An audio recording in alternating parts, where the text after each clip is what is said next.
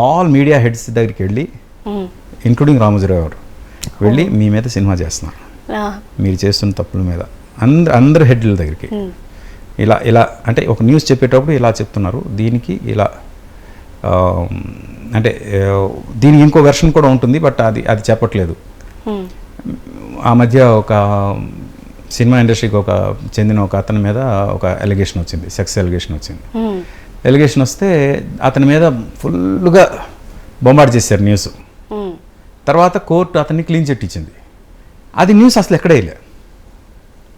ఎందుకు వేయలేదు అంటే అది నెగిటివ్ న్యూస్ కాదు కదా, మాకెందుకు అంటే ఇప్పుడు అప్పటికే అతని క్యారెక్టర్ అసాసినేట్ అయిపోయింది, కోర్టు క్లీన్ చిట్ ఇచ్చింది. ఆ విషయం పాపం అతను ప్రపంచానికి చెప్పుకోవడానికి మళ్ళీ మీడియా కావాలి, కానీ ఆ మీడియా దాన్ని అసలు తీసుకోలేదు, అది న్యూస్ లాగా తీసుకోలేదు.